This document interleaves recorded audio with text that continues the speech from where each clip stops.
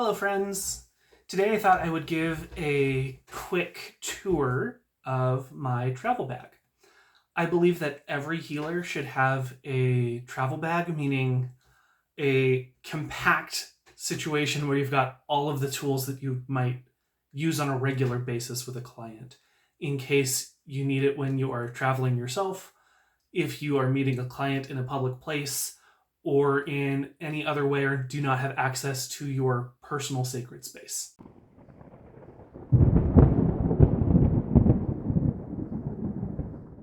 So I'm going to start by showing the outside of my bag. I have loaded it up with all sorts of pins and dangly things.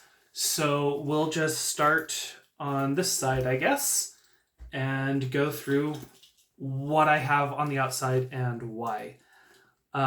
So first off, I have some pens because writing utensils are always useful. I have this keychain, which is of a Scottish thistle that I actually bought when I was in Argentina, of all places, because there is a lot of family significance. I have ancestry going back to Scotland, and the thistle is a particularly potent symbol for my family, that there is beauty even in the harshest conditions and that you can still flower and blossom. This is a little beadcraft keychain that my cousin made for me as a gift. And then I also have a pin from Marvel, the Loki helmet, and a pin that says "Beware the Owl Bear," because my family knows that I really like D&D. So they have given me several appropriate merchandise items from the franchise. Moving on to the front section, I have a whole bunch of Critical Role pins because, again, D&D. I have a bear paw because it is a significant symbol personally. I have a variety of depictions of Hades and Persephone. Shout out to the creators of these pieces of artwork. The two on the edges are from Overly Sarcastic Productions. They have an excellent YouTube channel. And then this one is from Lore Olympus, a Webtoons series. These two pins, one of my coworkers bought me when I was working retail. Technically, I still am working retail. It's just that's a short part-time fill-in-the-gap type job. So a black unicorn and a crystal ball that says "Make Your Own Magic." Up here I have, let's see, what is that one? That one is my Eagle badge or pin for being an Eagle Scout. And then the other little one next to it, which I will get closer so hopefully you can actually see what it is. It is a Liahona pin, which I got from the Church of Jesus Christ of Latter-day Saints for completing Duty to God. That's a youth program. I'll get into that in another video because that deserves its own thing. And then I have unicorns, which were given to me by my cousins, and a wolf pin that I bought at I think that one I got at Age of Rust and Fire, a apocalyptic street fair. And then on this side, I have a Support Your Local Coven pin, a tarot pin, Thor's hammer, again, the Marvel version, and I have a wire wrap charm. The two spheres are green jade that have been carved to look like lotus flowers. And then this one on the end is a dyed quartz. And the one in the center is a form of not jasper. Wow, I just lost my words. Agate. There we go. And so I have that there because I crafted it as a protection charm. Because it's kind of fragile, it lives in what most people would call the cell phone pocket on the side. For the sake of actually showing people what I keep in this bag normally, it's all sitting out in front of me so I can easily access it. So I figure go from least interesting to more interesting. Notebook. Again, going with the pens. Always have something to write with. You never know when it's going to be useful, which is quite regularly. Currently, I have snatches of poetry. I have shopping lists. I have notes from when I have been in church meetings. And I have tarot readings that I have written down in here. It's kind of my catch-all, anything that I need written down while I am out and about. Going with that, I have a variety of books that usually live with me, some as a reference, some as a what I'm currently reading.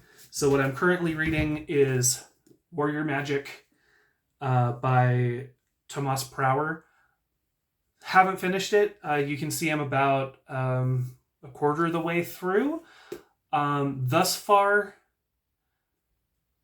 it's rather interesting because it's focusing on major areas of the world that I don't have a lot of experience with. Because most of what I know is American and European. And so it's very interesting being able to dig a little more into the African, Egyptian, other portions of the world that I haven't had a chance to learn much about. My early thoughts about it is that it's a very good overview or introduction to many different systems from around the world. I also have the medicine card book and the accompanying cards. I made the bag myself so that I have a quick reference guide in case I need it. While I don't normally need it, sometimes people ask in-depth questions that I want to confirm before I just blurt out answers. This is a system of divination and spirit medicine. It's written by Jamie Sams and David Carson. I have found it to be particularly useful. I also have the Book of Runes and my rune stones here in this little bag, marked by the Tree of Life. My set of runes is engraved on snowflake agate or snowflake obsidian. I am really mixing up my stones today. So it's just a pretty standard rune set. The Elderfuth Arc. I like having the little bag because then I can put lots of different things inside and not lose stuff. In addition to that, I have the Latter-day Saint hymnal because hymns are very important to me. I use them a lot with spiritual workings because what is a song but a prayer? And you'll find that many people who practice conjure of different traditions, in particular, use the Psalms or other hymns when they're doing workings. I do the same. The reason it's the LDS hymnal is because I was born and raised in the Latter-day Saint Church, and I am still an active member. Other practical thing, pocket knife. Never know when you're going to need it. I have a cloth that I lay out for when I am putting things onto tables, particularly when I am doing card readings. Speaking of card readings, in addition to the animal medicine cards, I also have a variety of other oracle / tarot cards that I consult for my clients. I've actually got 2 different copies of the Universal Fantasy Tarot. This is the more recent borderless edition. This is the older version that is my first tarot deck, and so it still lives with me. and I use it a lot. I also have a Kipper deck, which is a form of divination from Germany. And unlike tarot, it is read in pairs and tends to focus less on the spiritual aspect of things and more on your physical day-to-day existence. Most especially your relationships to other people and institutions of power. And then I also have the Under the Roses Lenormand, because it's the simplest one that I have found. Simplest as in the images are simpler. It is also read in pairs, and at some point I will do a full video on each of these things that's inside my bag. I have a phoenix necklace that, because it's made out of shell, I keep in a case so that it doesn't get destroyed by the heavier objects. I use this fairly regularly when I am doing Reiki or other healing practices, because it is a potent symbol of healing, rebirth, and the element of fire.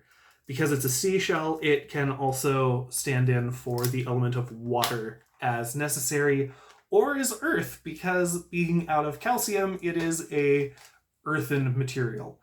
And again, being a phoenix, it can stand in for the element of air. So I find it to be a very useful all-around symbol, so that I don't have to carry around nearly so much stuff. I also have 2 plums or pendulums, depending on how you want to use it. And then on top of that, I have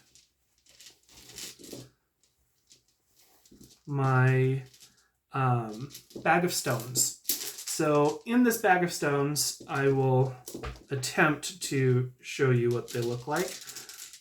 Most of them are dyed quartz, and what I have done is I have attempted to get as many different shades and colors as possible for chakra work and for anything else that I might use color magic on the go for. That way I don't have to carry an entire art set of colors, because they are in all neatly contained in one bag. I also use them quite regularly when I am needing to contain or isolate an object or an energy until such time as I'm able to really focus on it and do something with it.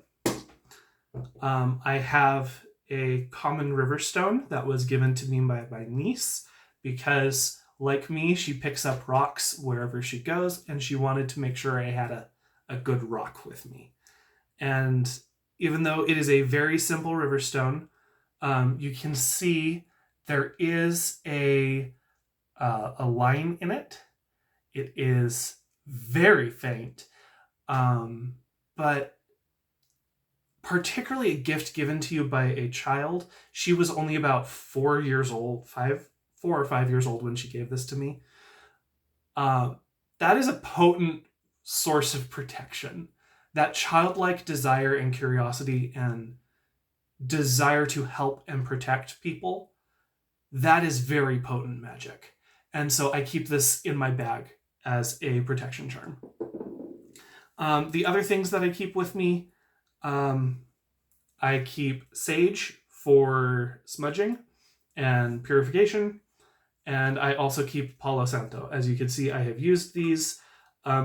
I have unfortunately finished off my lighter, so I don't have one at the moment. I need to buy another one and put it in my bag.